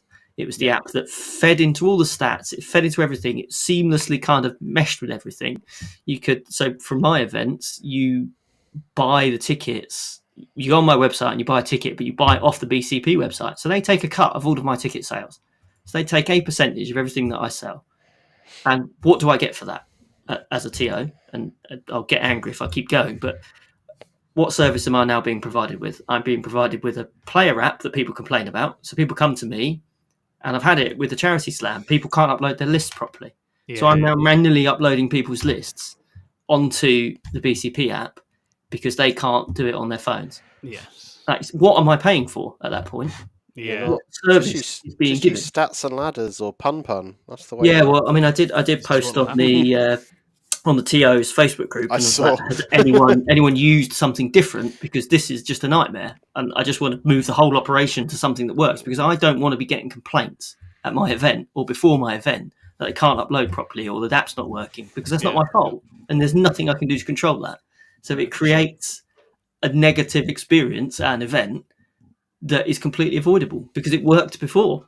How do you just break it? It is a strange. It's a strange step, strange choice. And as Simon B says, they've also dropped agents as a faction in it. That is the biggest the real casualty in all of this. It's because we might be seeing them as a full-fledged army. That is actually true. I actually think that's going to be really sad for Sai if that happens. Oh, yeah, because Manny's going to play it. Then you'll be sorry, Sai. And it will be a 62% win rate. Oh dear. Gosh. Let's talk Wargaming has joined us. Hello, Dom. Yes, thank you very much. I did do good. I did some good stabbing with the Drukhari. It was a good time. I enjoyed myself. Mega Miniatures asks, with more Tau Finecast moving to Legends, do you think the same will happen to other armies? Then he personally attacks me by saying, thinking Drukhari, Court, and Beastmaster. I have an answer for this already. Okay. So the Tau stuff that was discontinued months ago, so all the named characters like the stupid dead dude in a chair or Onvar, what was his name? Killed him with a grenade at the weekend. Have you disrespecting the Ethereal cast on this these podcast. These beautiful models that were out of rotation, so they've been out of rotation for a while. There is some resin Spaceman characters it happened to, and then they weren't in the book. So unfortunately, I hate to tell you, the Court of the Archon is currently unavailable to purchase, Tom. So that and the Beastmaster, unless they get new models. I think it's very plausible that they go, but also Drukhari are very, very due a splash release, so I don't care because I don't think it's going to be at that cost. Two characters and Incubi in the entire time I've played, so they're going to get something good at some point before long, and that'll be worth it. And also, Beastmaster and Court are silly. I mean, Beastmaster is essential to my game plan right now, and I will be screwed. I will be screwed without him. But that, again, that's never a good sign, is it? No. But some of those models are from the release 12, 13 years ago. Yeah. So they're really old, and they're iconic things. Everyone converts their own. The main thing is if you just give us plastic grotesques, please don't put grotesques away because grotesques are cool. We like those. There you go. And we've got another question. Let's talk Wargaming. Ask Scrivo, what's the biggest model you have behind you? Okay. So Scrivo searches Stomper, for the biggest model. Stomper. It's a Stomper. Or technically slightly smaller, but equally as big is this lion look dude. At this guy. That's cute. I got this for Christmas. He's John about as useful as the model. Johnson toy. The Lion, which you'll know, is a perfectly good unit that Dark Angels players are dissatisfied with for no reason. -1 damage. That's -1 to wound. Sorry, that's what. He did lose -1 to wound. That felt fun. But does anyone know if new Dark Angels are good? Because I've not yet seen them played, and all my friends were Dark Angels players a minute ago. If anyone has played against Dark Angels, do let me know. I would love to know if that book actually is any good. Because God knows I have no evidence. The Inner Circle Company one, that was solid. But I think there's play around it because you're just saying, I'm going to be on that objective fighting you for the battle round. That's they always do that to you guys, don't they? And it's fine, but people can play around that. So I think there's some answers, but like with a lot of the lower hanging kind of things that people don't go to in like the Spaceman book, people aren't exploring what Stormlance does in great numbers, unlike someone like Paul James, but it's not bad. It's just not everyone exploring it. Yeah, and I think this is something we'll talk about in depth another day. But it's like if the way they're doing current releases continues, comp players are going to be a fascinating bunch to watch because they're just abandoning their armies. They're just giving up on their armies because what they actually want is not a balanced book with limitations, as it turns out, which is something they've all been asking for the entirety of the last two editions I've played. But actually, when they're given it, that's not good enough because what you actually want is something too good because that's how you win events. And so we get found out, and it turns out the problem was us all along, not the rules we were being given. Who could possibly have guessed? But we'll see. We'll see if this pattern actually holds up or whether Codex Creep does hold up. Speaking of Codex Creep or not, Existence UK asked thoughts on the Tau Codex on a scale of Necrons to Dark Angels to Admech. Where do you put it? I think it's in that sweet spot where Dark Angels are, Yeah, where no one knows, but I think it's still good. But I think it's probably just got different. more going on, doesn't it? Yeah, I think it's probably got more going on the Dark Angel just because it's quick and it can shoot. And it's just different. Kroot seems all right. Our Jack Chapman is struggling a little bit with it at the moment, trying to find a niche. What it's definitely lost is that sort of "I kill God" button that it used to have with the. But Crisis no one should Grip. have that, right? Oh, I should have it. No one should. That's the point, right? We all complain like, "Oh, that unit can just kill that." 10 Incubi should have it, but nobody else. But no, I agree. I think it's not a range, at least. It's interesting. I think I need to see it played some more, but it's definitely lost its obvious go-tos for damage dealing. What it does have is a bunch of cool rules. So I don't know. I think it's still got its damage. I know I've only really looked at the carry-on stuff, so I can't really comment on the previous detachment. But they haven't toned that damage down. That damage is still there. If anything, with a +1 to wound strat, they've made it better. Yeah, I think you were less dependent on the crutches that were being used in Talis. Yeah, because you build your own way. The crisis mob, I guess. But you don't. Yeah. That just used to. Every time I used to see it get dropped, it just massively overkilled everything. Yeah. So I watched Tau players spitfire it and pick up 3 units at a time. That's what they like to do with it. Yeah, but then you're hitting 5s with the rest of it, so it's just there. So I don't know. I think it's still. I think the carry-on detachment is losing Fire and Fade. I need to play it and see if that is properly detrimental. But gaining the redeploy, gaining some cool strats and things like that, I think is really positive. And I think on first impression moves the bar slightly better on carry-on than it was before. Yeah. And it was already good. People were cleaning up events with Tau before, and I think they've actually got better. I think we just need to adjust. You can't rely on dropping 6 crisis suits anywhere on the board and immediately annihilating everything. You've got to play around that, but I don't think that makes it worse. I think it just makes it different. Yeah, and it's quick. It's got good guns. It's got all the utility pieces you want in this edition, and Kroot shore up a lot of the gaps with a bit of various different things. And the detachments have fun, flavorful rules. So I think as a book, it looks great. It's more interesting than AdMech for sure. I don't really know Dark Angel, just because I say I've literally not seen anyone attempt to use that book.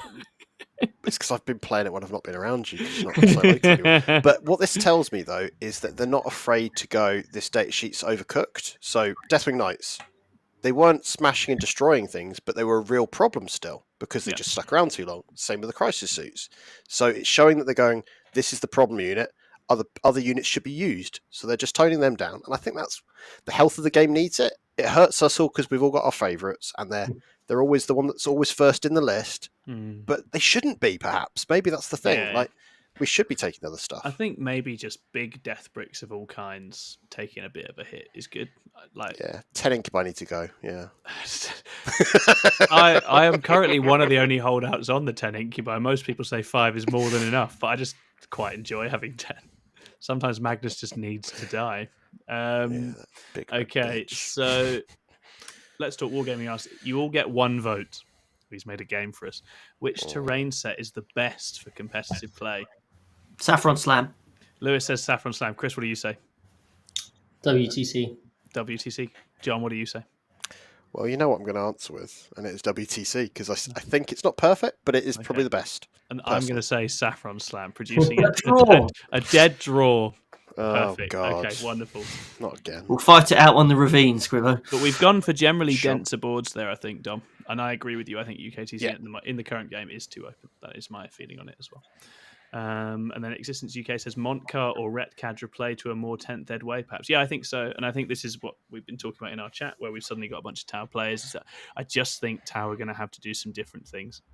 Montcar feels a bit like you want to go out and die in the right places on the board, which is not what Tau are used to doing at all.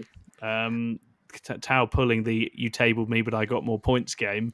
They are used to doing the other thing, the other thing where I tabled you and I got more points. That's what they want to do. So I think that's interesting. And then Retaliation Cadre just feels spec'd for very specific matchups where it's just going to rinse some things that really don't want Tau dropping in behind them. But then we'll struggle into other things. Yeah.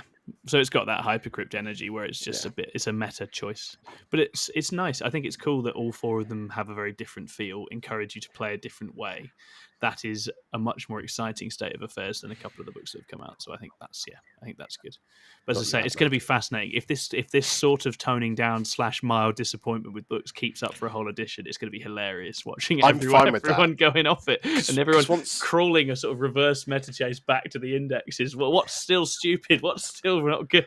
What's still busted? Because once you get past that morning stage, Tom, you look at it and go, actually, this makes it a game. Well, yeah. So exactly if we've all got that, it then suddenly becomes player skill actually has an impact rather than just how much of the good shit can I just spam and throw. I do think the flavour has to be there, right? And it's important that there's a feel and there's something to be excited about.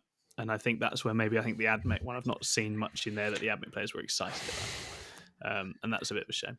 And a lot of the mourning is happening on the Tau Facebook group and the Reddit page, so funny. Both of which are cesspools. Maybe not the best places to get because traditionally Tau players are weebs as well, so they're just a bit is that awkward. Right? Okay, yeah. Nice. They should go back to Yu-Gi-Oh! Dom's on a question run, and then this is the last one, Dom. Then we're going to go to bed, all right, mate? So he says, seems like every codex is having uppy, downy, and 3-inch deep strike thoughts. Yeah, it is. That stuff's way too common. There's way too much of that about. I think it's there's a lot of armies with it now, and the meta feels like at the moment it's basically either durability spam or something that can do one of those things, and those are the big ins. And if you don't have it, or I guess indirect being the other one, if you don't have it and you're not incredibly quick, it's really rough. And when it was a unit that was locking in to do the thing, GSC had one unit that could do it. That was right. It popped up or in like ninth. Inceptors. In ninth, it was like a this thing. Outlier or Inceptors. Yeah. But now it just feels cheap when you do it. You're like, I'm doing it with whatever the heck I've got left. There's no kind of skill on your resource management because you're like, cool. That said, Orc Blood Axes, uppy downy 18 kilocans. I can't wait. Let's go. No. It only works on commandos because orcs are only allowed to be thematic, Tom. No. It'll be just on commandos and they have to be 10-man units. Simon B says Tom is bitter because it's supposed to be only GSC. Yes, Simon, that is exactly what I am. I am exactly bitter because with GSC, the caveat was yes, you get to do this, but then you get killed by literally anything immediately afterwards. And when a monolith can do it, that is not the way that works. it is a slight echo of 9th edition where we did start to see these core mechanics get expressed across books more and more, especially that kind of halfway point where it suddenly went, everyone gets all of it and it's all tuned up a little bit higher as well. Yeah. I'm curious to see what the sort of new mechanics, the midway point mechanics end up being, because we're not there yet, but there'll be new books stuff before it. Yeah. So we shall see. Yes, Dom, I will read your list for Manchester after this. I look forward to it. Okay, wonderful. Thanks so much for everybody for tuning in. It's been wonderful to have you here. If you are not already a member, do click that button. Come be a member with us. It'll be a good time. And hit like and subscribe. Leave us a comment on the main video. We really appreciate you all. We've had a great time. We'll be back again next time out, where I don't know what we're going to do, but I will know then. So I'll see you then when I know. Bye-bye.